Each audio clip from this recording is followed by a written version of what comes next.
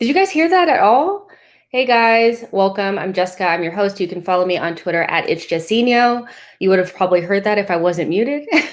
But yeah, welcome you guys. There's about 44 of you guys watching already. Make sure you like the video and subscribe to the channel.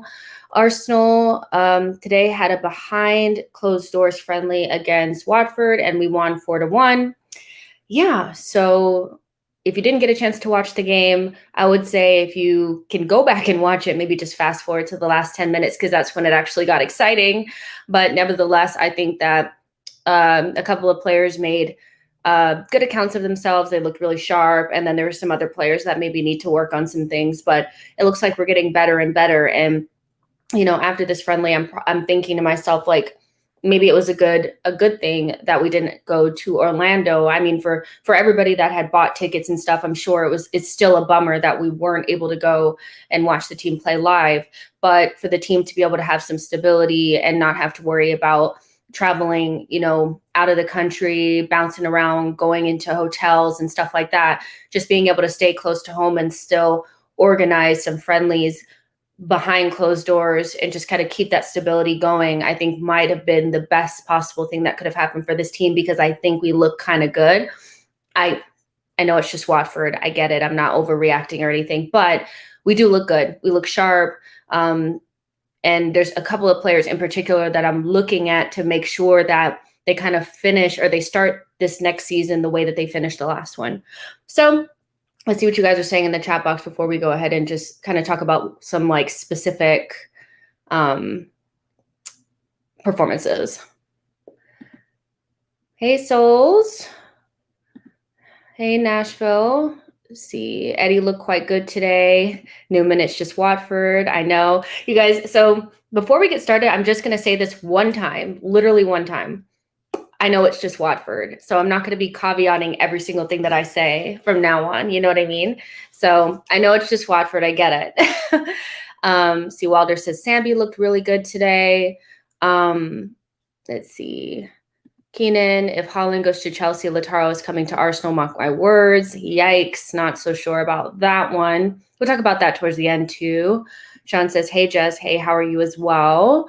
Yeah, so yeah, for sure. So let's talk.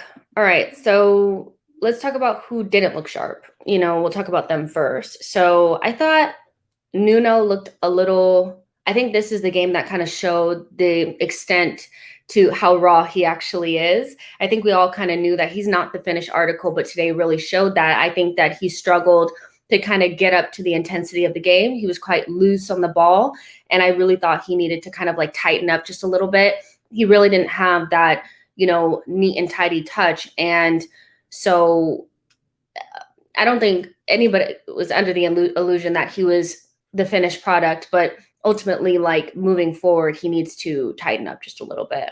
You know, that being said, I do like his athleticism and what he can add going forward. He does have to work on his defense, but I think seeing him against better competition in Watford, a team that we're going to be playing in the Premier League, you could kind of see that there is a little bit of like development that still needs to happen with him. That being said, I still prefer the project, this young, raw player coming in for 6 million, and we could just kind of like develop him over time versus the Bertrands and the Van Arnholts of the world. So I did think that he had a poorish game. I'm not going to sugarcoat it and say that it was he lost the ball almost every single time that he got it, but he was getting in good positions. And if he can tighten up those touches and, you know what I mean, I think that he can still be really good in the future, but let's make no illusions about it. He's definitely somebody that needs a little bit of work. I think also when you have like Willian, Nketiah sometimes, and Reece Nelson, you really do lack that ability to they're not really super dynamic. They don't make great decisions on the ball sometimes, and you just lack that centrality because they're not technically good enough to play on the interior. So if you don't have Emile Smith-Rowe there, you just kind of lack that, and you see a lot of pendulum kind of swinging the ball around in this horseshoe instead of being able to penetrate through the center, especially if you didn't have Thomas Partey. And I think that's what you kind of saw in that first half was, although we had nice passing patterns, we really weren't going anywhere. And I think a lot of that had to do with having El Neni out there with Reece Nelson, Willian playing in kind of like a pseudo 10 role, and then you have Nketiah as well. So I thought Nketiah looked sharp, but it's not his job to try to figure out how to create chances. But I do think he looked good. His goal was really nice. I thought his touches in deep positions and in build-up play were much, much, much better than we've seen in the past. And so I was actually very impressed by his sharpness, so I would say that Eddie was somebody that really stood out in that first half. Willian and Reece in that first half struggled to progress the ball forward. They did a lot of side to side. They got the ball, they kind of twirled around with it, made interesting decisions on the ball. And I think that just kind of shows the level of drop off that you kind of get when you're trying to play with those players in creative positions. They're more comfortable out wide, but when you start to try to ask them to play in the interior, I just think that they lack it. So I thought Willian got better because he started to play more out wide in the second half. Reece Nelson needs a loan. He needs it, and he needs it bad. His decision making is poor. He's neat and tidy on the ball, but he's not really doing anything with it. And the first thing that really comes to my mind when I watch Reece Nelson play is no end product. Like when he gets the ball and he shoots it, do you ever really feel like it's going in? When he crosses the ball, does it ever really get to the person? Like he desperately needs a loan. And I hope he gets it because I still think that there's a player there, but it's just not making it. It's just not doing it. You know what I mean? So I do feel for him just a little bit. But at the same time, he just needs to go ahead and take that loan and just make it happen, So let's see what you guys are saying. Seawalder says, yeah, Reece actually looks half the player that he used to be. Newman said he's unprofessional. Rahandra says Reece was poor and lost the ball quite a full time and confidence was low. And that could be a lot of what it is. It's just he doesn't have the confidence. So I would hope that he would get some sort of loan, and it needs to be like a season-long loan somewhere where they're going to give him 30 games. He needs to be out there on the field, constantly having to make these decisions until he makes the right ones. But it's just not even just the technical. It's the decision-making was always poor, and then the technical ability was still there. Now you can kind of see the technical ability is starting to drop off as well. So he definitely needs a loan. But Willian did start to get better towards the end of the game, but that's because he started to play in his position. And so I think we can kind of say with some, confidence now that Willian is somebody that he cannot play in the interior. He's just not good enough to play centrally. He needs to be out wide. And he does tend to be like that classic winger that just kind of wants to go around his defender and whipping across, but he doesn't actually have that burst of pace anymore, which is a little bit alarming. It's he's not really good enough to play centrally, but is he good enough to play out wide as well? So we have a little bit of a conundrum there if we do end up keeping him, which I think there's a large possibility that we will. How do we use him to the best of our ability to get the most out of him? Because at some point he will need to be played. So it's just a little bit, I'm looking at him and I'm just like, what is his best position? He does look better out wide, but he doesn't have that burst of pace anymore. So yeah. And then you have, I thought Lakanga was really, really good. So we'll talk about him a little bit more towards the end, so you can just have a little bit more time to just kind of wax lyrical, because that guy looks absolutely mustard. But Elneny, he's somebody that I don't think hurts you unless he's given a job that's a little bit too much for his level, if that makes sense. Like, he's just not the guy that you want receiving the ball, deep in your penalty area right next to Bernd Leno, because Leno is somebody that doesn't instill a lot of confidence like in people when they're playing the ball out of the back. And Elneny doesn't either. He took a really loose touch. He's doing Cruyff turns in the middle of our penalty box, gets it taken off of him. Leno makes the save, but it rebounds and then it goes, to a player that just smashes it in the back of the net. And there were a lot of people that were like, is this Leno's fault? Is this Elneny's fault? I just think it's Elneny's fault, but it's also our fault for giving him too much responsibility. He's somebody that won't hurt you if he has a very simple job where he's just there to kind of keep the ball ticking around, run, put pressure on players, and just keep it simple. But he's just not the guy that you want receiving the ball off of the keeper deep in your penalty area, dictating play. It's just not his strength, so I think we have a little bit of an issue there. If Thomas is there, we know that Thomas is going to be that guy, but also Thomas sometimes is the outlet coming out from the person that does receive the ball. When Granit Xhaka was doing that, he would receive the ball from Leno, he would make the decision and then pass it to Thomas. Ideally, you'd want Thomas receiving the ball, but for some reason, the other person is receiving it. So that's kind of where I'm looking at. That next signing is going to have to be that guy. It's going to have to be that person that you're really comfortable receiving the ball deep in your penalty area. He's able to sense danger and get out of danger in 1 and 2 touches. They have to be kind of quick. I hate to use George's line, but he has to, pace over the first 5 yards. It has to be somebody that can problem solve in deep areas of the pitch without us getting caught out, if that makes sense. That's where I look at somebody like a Basuma that would be perfect for that, because he's good at problem solving in situations where he's under pressure. So that is something to be looked at, because Thomas is not going to be the person receiving the ball off of the keeper. It's really not him. It's usually Elneny/Xhaka. So that's something that we have to look at. But let's see what you guys are saying. Let's see. Dublin Gooner says, I've started a condiment war here. Barbecue sauce. Yeah.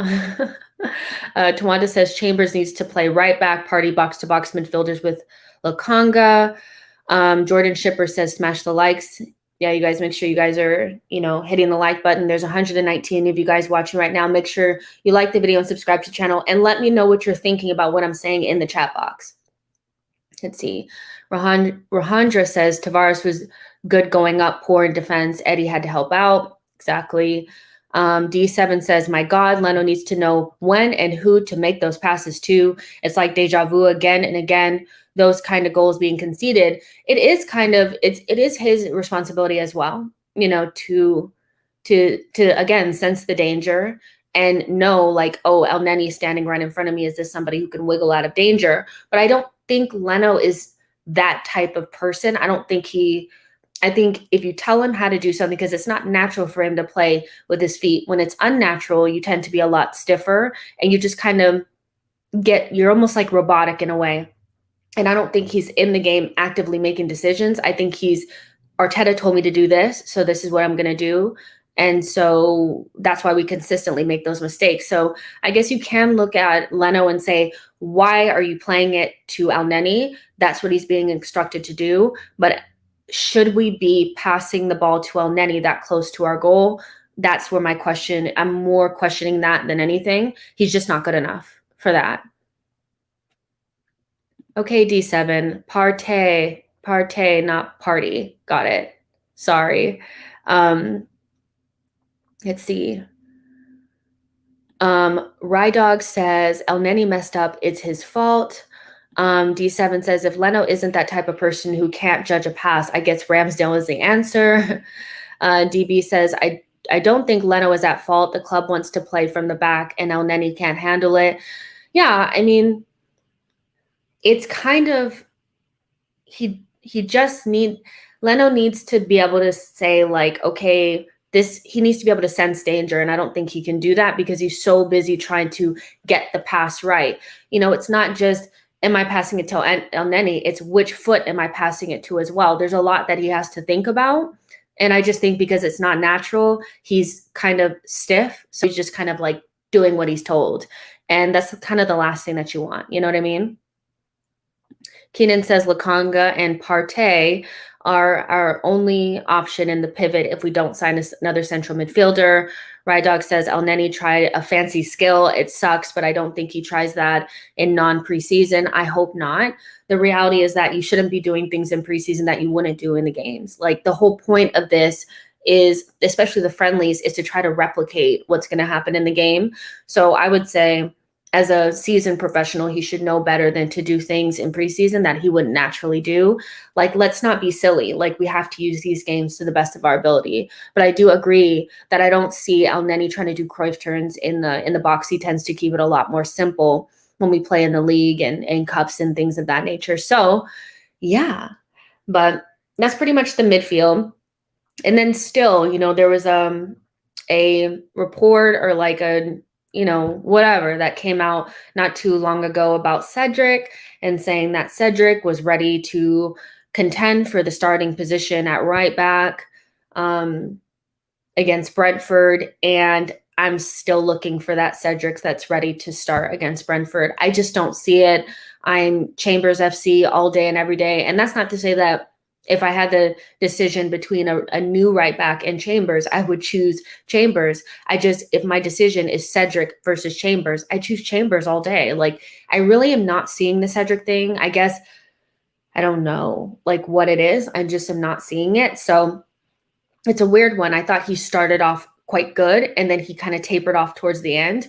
Maybe he's not quite at 100%, but Cedric, he's just not my guy. Like, you know what I mean? He's just not my guy. So I don't know what you guys think, Cedric versus Chambers, but if you're asking me to choose my right back for the first game of the season and we don't bring one in, it's going to be Chambers. I just think he's more secure on the ball and he makes better decisions. And Cedric, I'm still trying to figure out what he adds in the final third. He can't beat his man. His crosses are okay, but they're not as good as Chambers. And I'm just feeling like there's an agenda inside of me that's growing. Like, you know what I mean? That he's becoming somebody that I don't want to see on the field. And I don't know what that is. I think I saw him in one of those first preseason games. And I was like, nah, like, you know what I mean? I don't want to see any more of Cedric. Like, you know what I mean? So, hey, that's just me though. Newman says Jess is biased. Yeah. I mean, I'm okay with admitting that most fans, because that's really what I am, right? As a fan at the end of the day, I have biases towards certain players and stuff, so I'm just like, I do that as well. So Cedric is he's just not passing my eye test right now. I'm looking at him like he's a liability, you know what I mean? So yeah, I prefer Chambers at the moment. Jumberg Camp says, imagine going into the season with Cedric and Chambers, we're absolutely screwed. C. Finnan says Cedric a little slow to react for me, I think.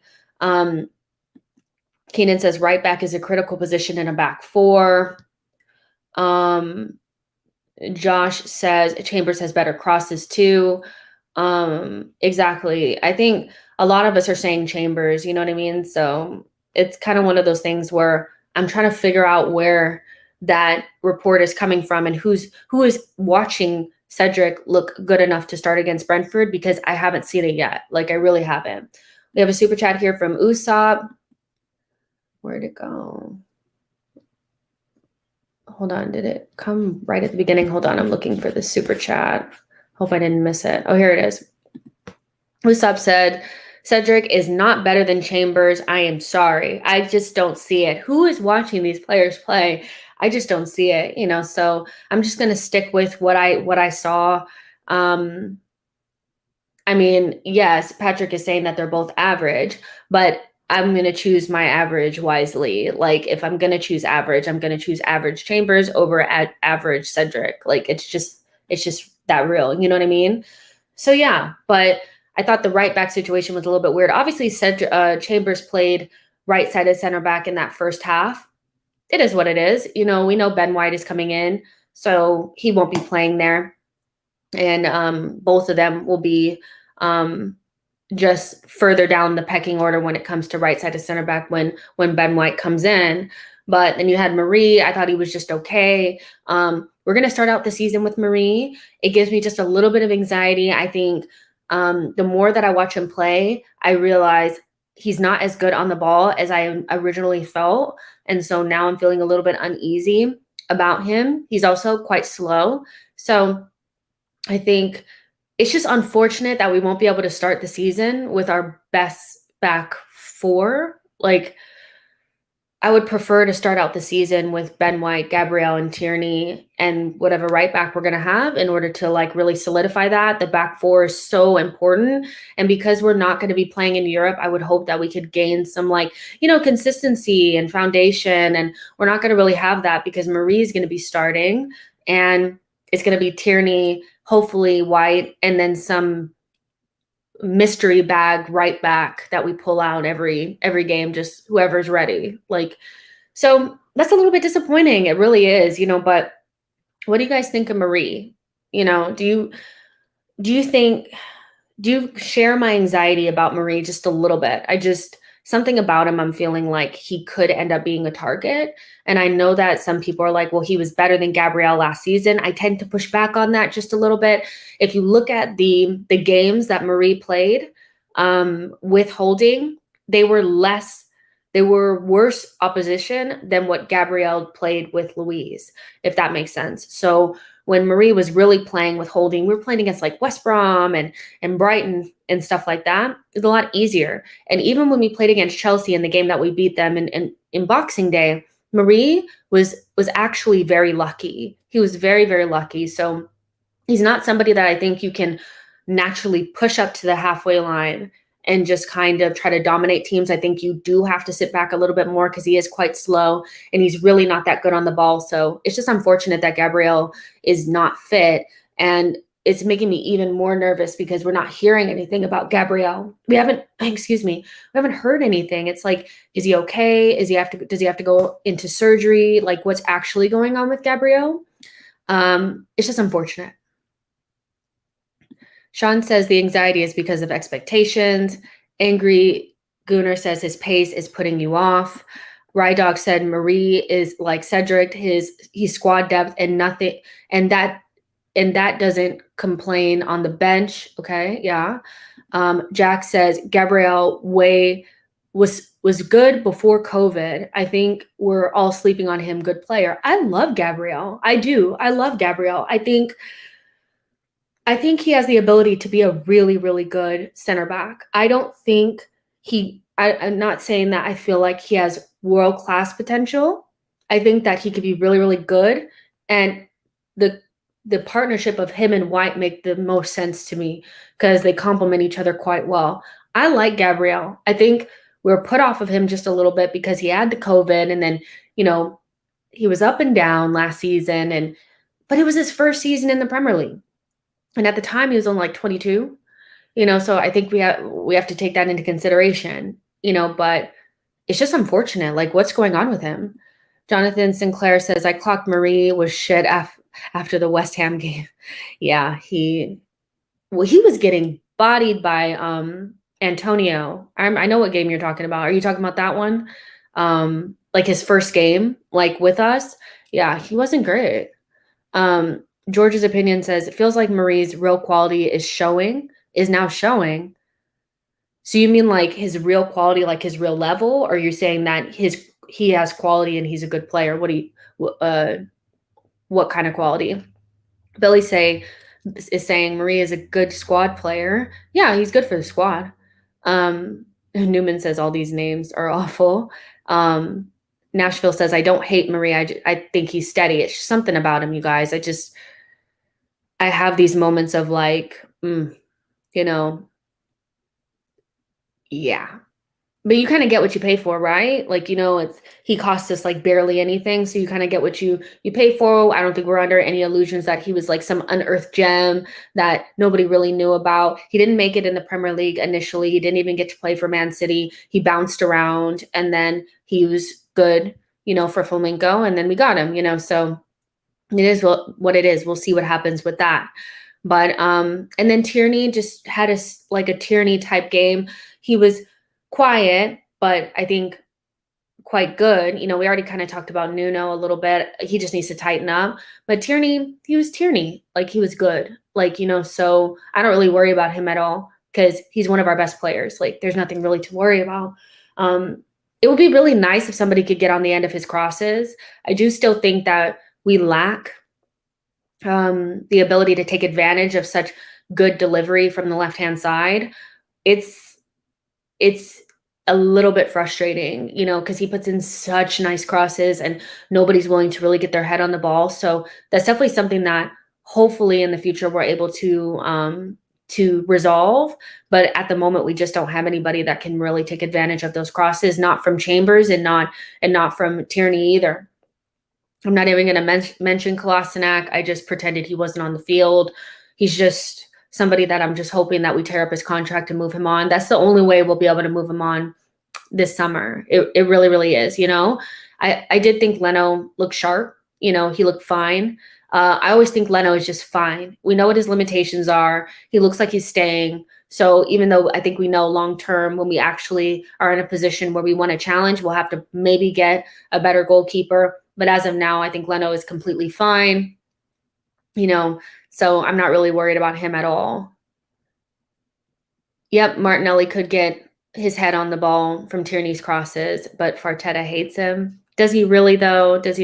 I mean, this is kind of just, for me, a narrative that's been kind of concocted out of nowhere. I don't think anything that Arteta has done up till now would suggest that he hates Martinelli. I think that's really just kind of like an overreaction, in my opinion. I don't really see it that way. So then we kind of shifted gears and new players had come in, and you can really see the difference in levels, from the team that's probably going to start to the guys that we're trying to get rid of. Does that kind of make sense? Oh wait, we have a super chat from Equilibrium, Dembele's Equilibrium. He says that El Neni's goal was world class. Okay. But yeah, I thought that once we got the better players out there on the pitch, Pepe, I have to say it, Lacazette, I think there's real questions about Aubameyang now. I'm starting to get even more anxiety as we creep closer to the season. Is he going to regain the form, or are we going to be looking at an Aubameyang scoring 10 to 15 goals this next season? I'm not sure, but Lacazette looked quite sharp. He looked good. He took a lot of shots, but he was also playing with the better players, so we have to keep that in mind. Aubameyang was playing with the not so great team, but when he did play with the better players, he got more chances. He just didn't finish them. So got to keep that in mind, keep some perspective. But Lacazette looked great. Pepe looked sharp. Emil Smith-Rowe looked really, really good. Thomas, sharp, and these are the people that are going to be starting, come the season, I believe, So that's nice to see. And, Arteta has some big decisions to make, because against Brentford, my biggest fear is that we're going to start out the season with Lacazette through the middle and Aubameyang out left, trying to appease people. But I just feel like we have better options. Like the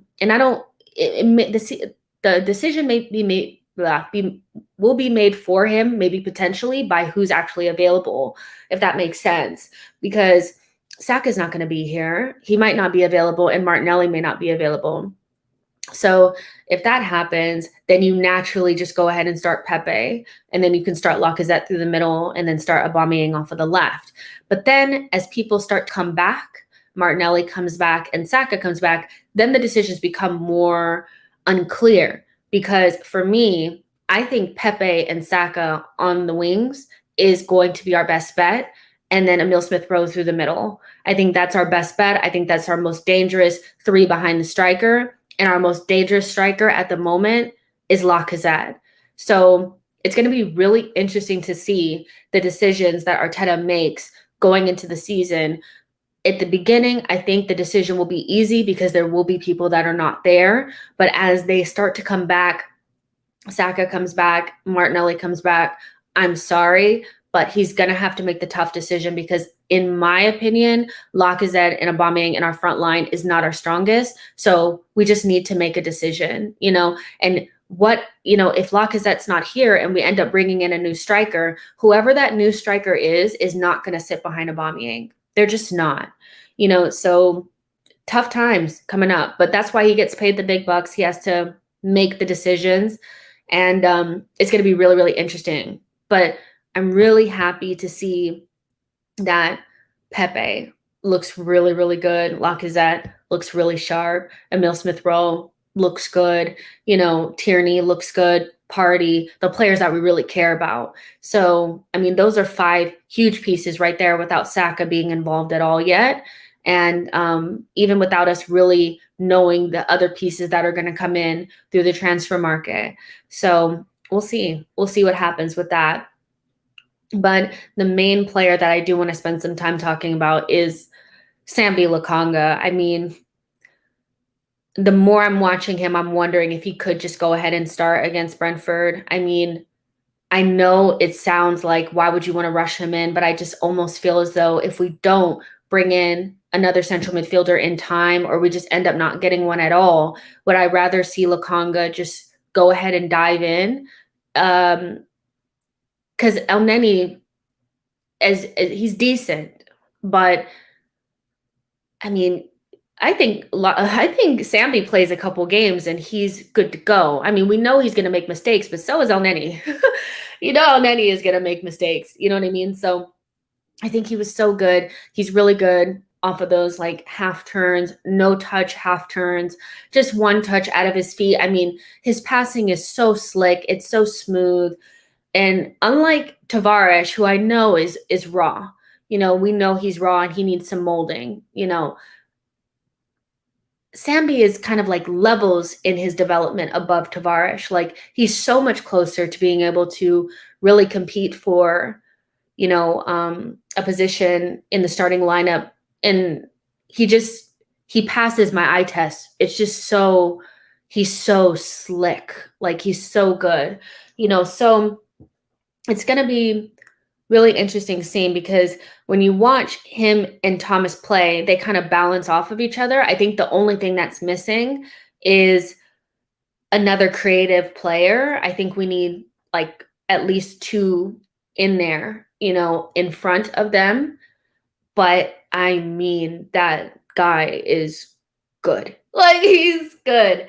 So, yeah. I mean, what did you guys think of Sambi? I mean, passing is good. And this is his baseline. Like, this is how he's coming into Arsenal in preseason. He's only going to get better from here. And I was kind of wondering how it would look, because Watford was pressing a lot more than Millwall, and he still looked quite comfortable. He was able to get out of pressure, get out of pressurized situations, protect the ball, find the right pass. He was scanning, he was looking over his shoulder, making sure that he didn't just run into a wall. And this is what I say when Ainsley Maitland-Niles is saying that he's a midfielder. I'm like, it's just not natural. It's not natural. Like, when Ainsley Maitland-Niles plays in midfield, yes, I think that he has some decent technical ability. But when you see Sambi, he's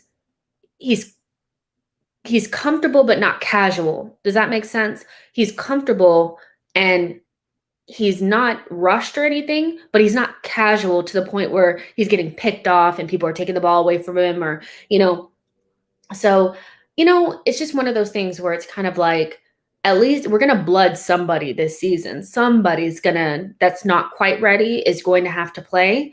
And he's the person I would bet on, man. He's really passing my eye test. Like, I love a midfielder like him. And I think when you look at him, I know that people are like, Camavinga, but I think he does a lot of the similar things that Camavinga does on the ball. I know that he may not have that same ability in terms of defensive capabilities, because Camavinga is really good at nicking the ball off of people, because he's really good at like manipulating his body positioning and being able to nick the ball away from people. So Sambi doesn't really have that, but what he does have is that similar ability on the ball. And he's a steal. Like, now you're looking at it, you're like, wow, is this his baseline? He can just get so much better from here. So maybe I'm overreacting, but I'm willing to overreact on somebody who just naturally feels like the right fit. So yeah, and we're talking about like Newman. Again, I know it's Watford. I get it. But the thing is that if you have the ability, you have the abilities, right? And then you just have to adjust to the pressure of better opposition. If you don't have the technique, if you don't have the scanning, if you don't have the natural ability to be comfortable on the ball and solve problems when you're under pressure, then as you know, the pressure gets more and more, you won't be able to solve it. So for me, he naturally has it, and I feel like he has the ability to get better. And as the opposition gets harder, I think he will make mistakes, but he will kind of rise to the occasion. So at the very least, I feel he's somebody that would be really good in cup competitions. I think he could play against lower opposition teams in the Premier League, because he'll be sitting next to Thomas Partey, and that really helps. But I liked him. I liked him a lot. I really, really did. Let's see. Patrick says, I wouldn't mind adding Renato Sanchez to Sambi and Thomas, then depend on El Neni. My issue with Renato Sanchez is he's a third midfielder and a 3, and he's a defensive liability. So you would have to have more of a 6 in there. You would have to bring in a Basuma or a Neves to sit. And neither Sambi at the moment or Thomas are a natural fit for that position going into the season. So I would say Renato Sanchez, I think we're assigning away from being able to bring in somebody like him. You know, I feel similarly about Awa, but the difference between Renato Sanchez and Awa is Awa can play off of the left-hand side in the front 3, and Renato Sanchez cannot. So I think we're assigning away from really being able to bring in that third midfielder and move into that midfield 3. We're not quite there yet, in my opinion. Jonathan says, love the way he always looks for a forward pass. Yeah, you could see the difference. It was like we're getting more forward thinking players instead of the side to side scared, kind of like, let me just kind of stat pad. I really do like that about him. A says, I know it's preseason, but he looks like he's been in this team for years, very adaptable. That's one thing too, is he looks quite natural in the Arsenal team. He looks like an Arsenal player, and that's nice to see. Jordan says, Sambi has already refined his game. From now, it's about progression and consistency. Him and Partey are impervious to the press. Yeah, they're both pretty press resistant. Segoy says, Aziz is so good and will only get better. We'll talk about him as well. Sean says Sambi's movement off of the ball has a very late career Rosicky feel to it. Matthew Hudson says Anguissa, in my opinion, is more consistent than Sanchez. But again, these are two completely different players. I think when we're looking at players, I get that some of them really pop off of the screen. Renato Sanchez is one of those. He's really good on the ball, and I would call him a compilation player. He's somebody that really pops off of the screen. But you have to look at the needs of your midfield. And Anguissa would fill a need because he can sit in the 6 role. If you bring in Renato Sanchez and you have Thomas Partey sitting in a pivot, it doesn't fit, because you don't have that natural 6 person that can just kind of sit in the middle. And I know we think Thomas can do it, but you need somebody else that's a two-way player, and Renato Sanchez is not that. Yes, he will come deep to claim the ball, but he's a defensive liability, and I think the balance is off. So I do agree with you. Anguissa is probably a better fit, but it's not really about consistency. It's just about him being the type of player that we need, and Sanchez is just not.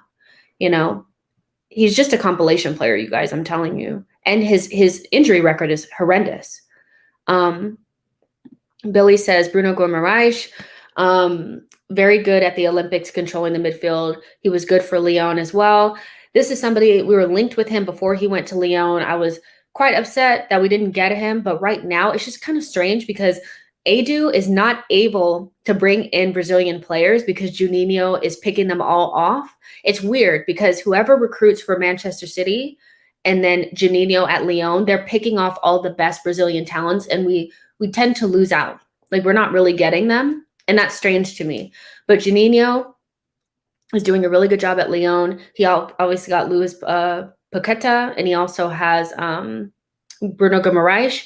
I think Bruno Guimaraes is somebody that you would be able to get from them if you really wanted to make the deal happen. But of course, we know it's really difficult to negotiate with a loss.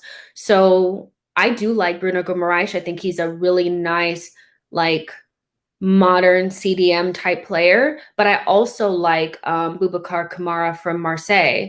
France has a lot of really good CDM type players. They're all quite different, but depending on what you like. But I do like Bruno Guimaraes. But if you wanted to do something a little bit cheaper and a little bit more accessible at the moment, I would say Boubacar Kamara can do something quite similar. Jordan Shipper says, Sambi and Thomas are also incredibly progressive. Yes, they are. Usopp says, and thank you so much for your super chat, says Sanchez misses 10 games a season, too injury prone. Exactly. So, exactly. And then, now let's talk a little bit about Aziz, because I did put out a poll to ask kind of, people what they thought about Aziz staying or going out on loan. And let's see. 15, like almost 60% said loan Aziz, and then 40% said keep him. And that's the interesting thing at the moment, is that I'm looking at Aziz and I'm thinking that he's probably a little bit ahead of schedule. Like, I think he could really do a job for us in a rotational role in the midfield. And we do need somebody of that profile there. But at the same time, it stops his progression. And so do we kind of make a decision for the long term that might hurt us a little bit or leave us a little bit like skeleton crew during the season? Or do we keep him and kind of stunt his development in the long term or in the short term? It's a difficult decision, but we don't have any midfield. Like, we actually don't. We have Thomas, Elneny, and Lakanga right now. And we have Granit, but we know he'll go. Guendouzi is gone, and Torreira, he's not coming back. And you have Willock, who hasn't really shown up for these preseason matches, and I think he's gone as well. So we're skeleton crew in the midfield. So it's kind of like one of those things where I'm like, I feel like we should keep him, but we'd really be stunting his growth, because he's like a loan away, like 30 matches away in the top flight, or not even the top flight, like in the Premier League or in the Championship, away from being really, really, really useful for us. So it's a difficult one. There's Maitland-Niles as well, somebody who's still just kind of sitting there. He wants to play midfield, but you can just kind of see the difference between Lakanga, Aziz, and Ainsley Maitland-Niles. They're just naturally midfielders. Ainsley is not. And it's almost like, do you really want Ainsley Maitland-Niles playing in our midfield? When Elneny and Thomas are gone, do you think a midfield of Lakanga and Ainsley is good enough to get us through those really important games in January? I'm not quite sure. I still feel like we'll bring in a midfielder, but even at that, still, I don't think it's enough. Like, that's just me. But I do think he needs to go out on a loan, and I think he's somebody that could get a really good one. Like, he could go to Germany and play for like a Leipzig or somebody like that. Or he could play for one of the promoted teams like a Norwich or something, because I think they just got Billy Gilmore. Like, wouldn't he would do really well in a team like that, playing with Billy Gilmore and playing for Norwich. And I want him to go now so that we can have him back and he's really useful to us, but he can also be useful to us now.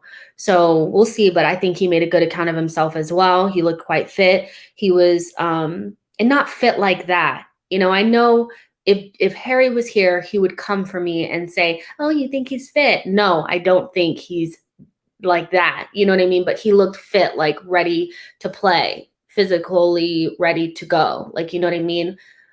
See, Harry has my mind all messed up because I'm always trying to like keep myself from like getting got, but like I still do it, like, you know, so whatever. But Aziz looks really good as well. So we'll see what happens with him too. But what did you guys think of Aziz? And would you loan him out? Would you keep him? What would you do?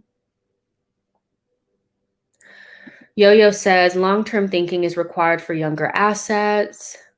Martin says sending players on loan can stunt them too if they don't get played. That's why I'm saying like it has to be somewhere where he's going to get like 30 games. You know, it has to be somewhere where he's going to really go out and play, you know. So there's that. Let's see. Oh, I'm good. I didn't mean to click on that one. Sherlock says, force him to regrow his hair. Why? Why? I think he looks nice with his hair like shorter. But yeah, I did like his hair longer as well. It's whatever he wants, right? Keenan says, def loan him. He's too young and the pressure won't be good for his progression. Yeah.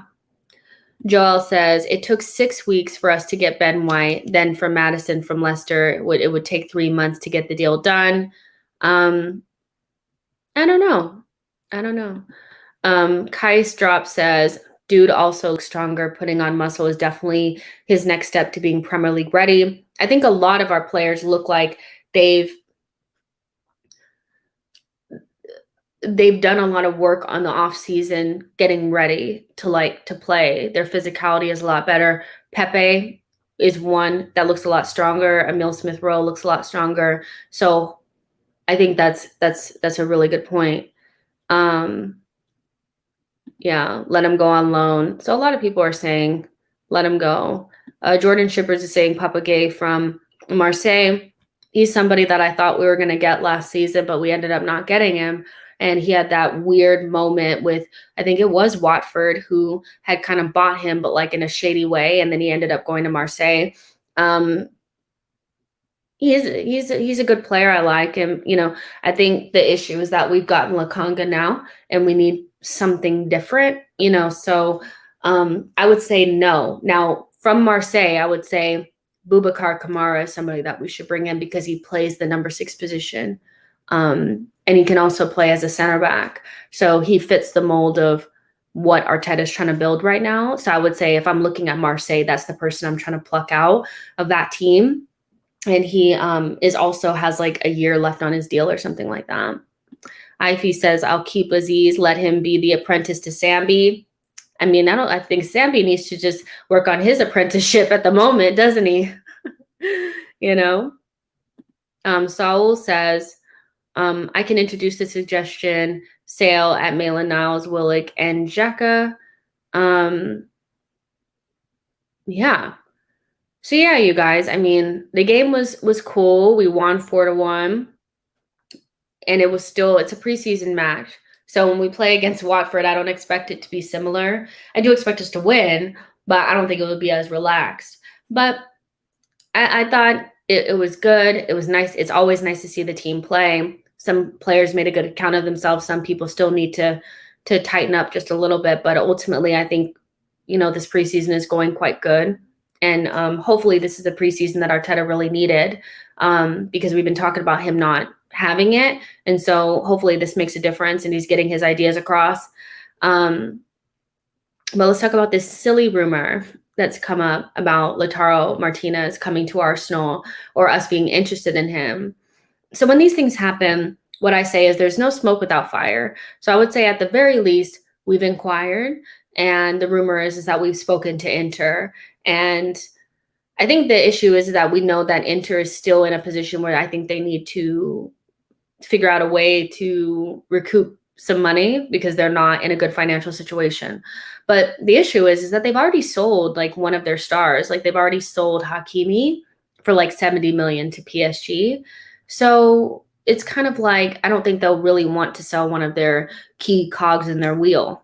You know, Lautaro Martinez is a really big player in their team, you know, so I don't really see, I can see Inter being interested in recouping like 70 million. We already know they're interested in Hector Bellerin. The rumor is that we want to offer Hector Bellerin plus money to bring him in. I do think we have the money. Inter's interested in the money, but the main issue is Lautaro Martinez, and does he want to come to Arsenal? As much as I do back our club, and I think that there are a lot of players that even in the position that we're in right now would want to come to Arsenal. So I'm not saying like nobody would want to come to Arsenal, but we're talking about Lautaro Martinez, somebody that is very highly regarded by like Barcelona. Like if they were to ever get their financial situation together, they would probably bring him in.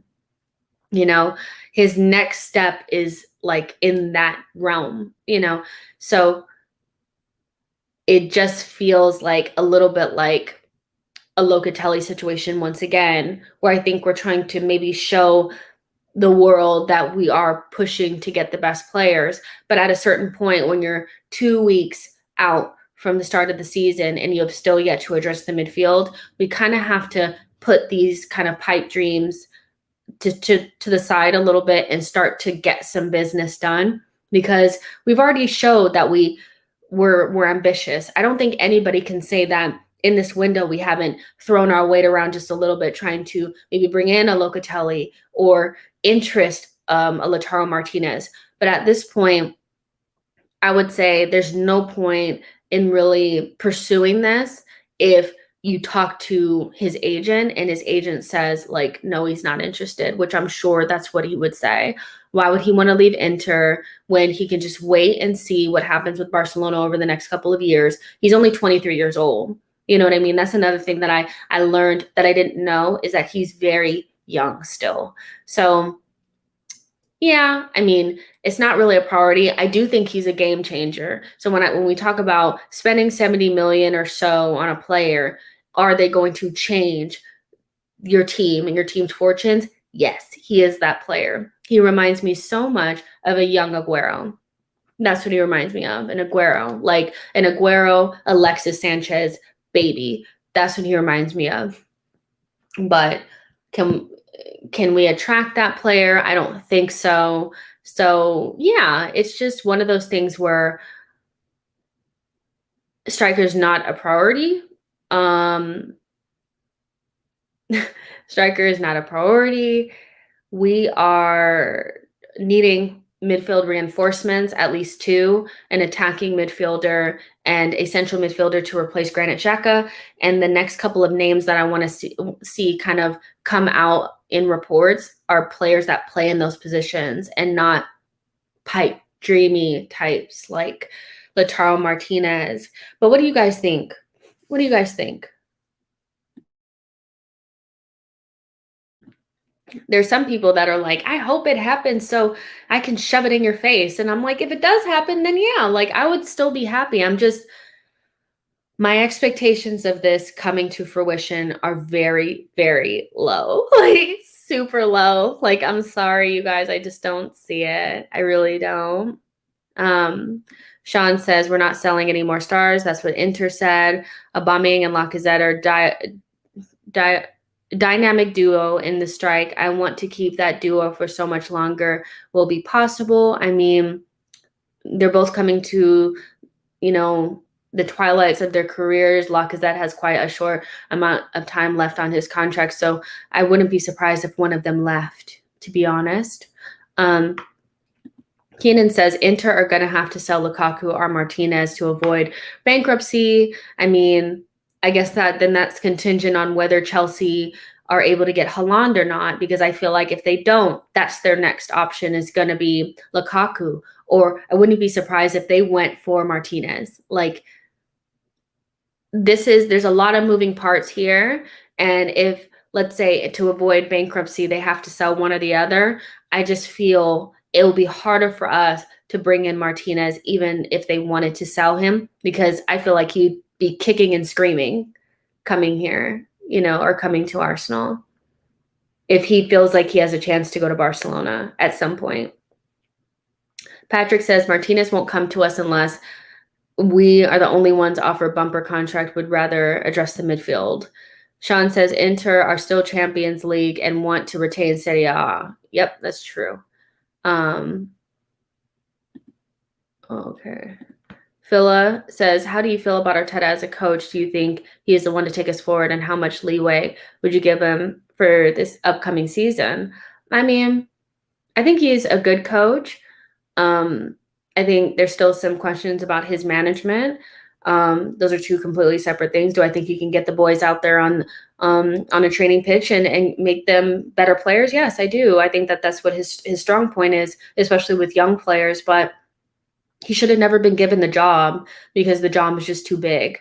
And the job for Arsenal is getting back into Champions League. And I feel had we have hired a better manager from the very beginning when Arsene had just left, then we wouldn't be in such demise. But now that we're kind of where we are and we're really trying to untangle a knot, it's going to be really difficult to attract the type of manager that people really want at Arsenal. I just don't think people really understand, like, managers like Conte are going to want 200 million. They're going to want a lot of money. They're not going to want to use our young players. They're not going to be really interested in a rebuild. And that's quite frankly what we're in. We're really tearing down the walls and rebuilding everything back up. Our squad value is really low. It's really imbalanced. We have a lot of old players that are on high wages that are virtually unmovable mountains. And then you have young players that are just at the beginning of their career. So it's a hard sell, especially when you don't have owners that want to just spend, spend, spend, spend. So like, I think Arteta is basically our version of Ole Gunnar. I just feel like he's there to help build the foundation. He probably has an opportunity to try to get us back into Europe and make this project more attractive. He's going to increase the value of the squad by helping the young players develop.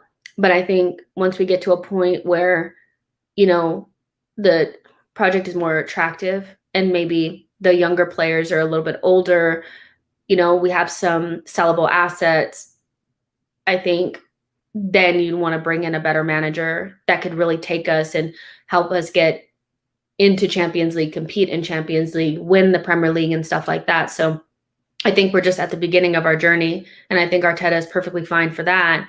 I just think people are a little bit maybe underplaying how bad we actually are and how long this project is actually going to take with the owners that we have. So yeah, that's kind of how I feel about it. But he should have never been given the job. And Unai Emery should have never been given the job. I think if we had hired properly in the very beginning, when Aubameyang was still firing, when we had some things going, like we were in 5th place, like with Unai Emery, and in a Europa League final. If we had had a better manager, we may have been able to get into the Champions League and just kind of cut corners a little bit. But I feel like that's almost the issue, is we kind of have to tear it down and start over. So it's hard for me to just kind of quantify the answer and, like, are you Arteta in or Arteta out? Like, I've said so many times that he shouldn't have got the job. We should have hired somebody better, more experienced, somebody that could have taken those pieces that we had, fix it up, and kind of do a Tuchel really quick. Just organize us enough to get us where we needed to go. Just piece it together so we could get into Champions League and just roll on. But because we haven't done that, and now the cracks are really showing, and we have this really imbalanced squad, I think Arteta is perfectly fine for the beginning stages of this rebuild, as long as he's able to get us into Europe next season. If he doesn't get Europe this coming season, then he has to go. That's the bare minimum. Without playing in Europe, with the additions to the squad, we have to at least get Europe. So that's the end for me, is that he has to at least get Europe. But at the same time, it's like, how much leeway am I going to get him where I'm not making the decisions, and I still want him to be successful. So even though I don't think he's going to help us win the Premier League, I don't think he's going to be the end all be all for us. I still want him to be successful, and I'm rooting for him this next season. So, yeah. But yeah, you guys, I don't think the Lautaro Martinez thing is really, I would have to see it really materialize a little bit more before I'm like, oh yeah, I'm so excited. Like, no, I'm not going to be excited for it because it's a setup. It's such a setup. I can totally see, oh, he signed a new deal or, whatever, you know, um, and I just don't think we're attractive enough for somebody who feels like they have a chance to go to Barcelona at some point. You know what I mean? Um, yeah. Newman, it's only Watford. I know. Mikey says, we're on a rip it up and start again road. Try to enjoy the ride. That's what I try to do. Um, that's what I try to do is enjoy my Arsenal as much as possible. I just don't, I feel like being a football fan sometimes is you have to take some of the small things. And I think there are some people that are like, well, we're shit, so you can't be happy at all. And so I am going to celebrate Emile Smith-Rowe's new contract. I am going to be excited when new signings come in, even though I know that we're still not where we want to be. And I think we're in a long-term rebuild. But I do think when Arsene leaves, if you bring in somebody with more that's better than Unai Emery that could have really galvanized that group. I mean, we had a group of players that didn't even respect the manager really, and we were just kind of flying by the seat of our pants. So again, we were like 1 point from top four. And what I'm saying is with that squad, because at that point you didn't have Leicester knocking on the door, you didn't have Aston Villa knocking on the door, you didn't have West Ham trying to act like they have a chance to get into Champions League. Like, you know what I mean? It was really just Manchester City, Chelsea, us and Man United and Liverpool. Like that was like basically it. We could have snuck into the top four if we had a better manager, because Unai Emery was really struggling towards the end of that season.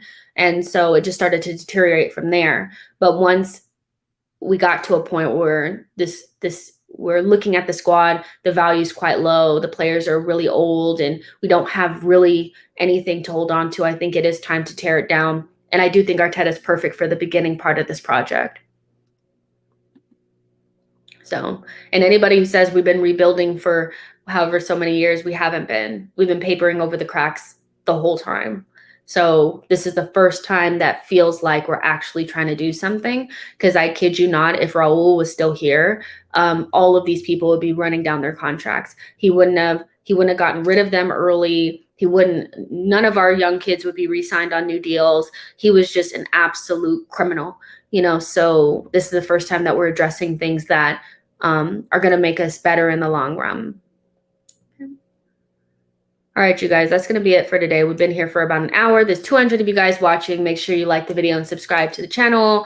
Later on today, I'll be doing some pre-match and post-match commentary for LAFC and 110 football. So not like you guys care, but I just want to let you guys know that I'll be doing stuff later. So yeah, and I'll talk to you guys tomorrow.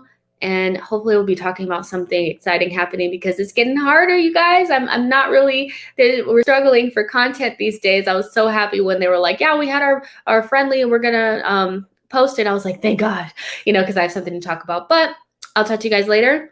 Take care of yourselves. Bye.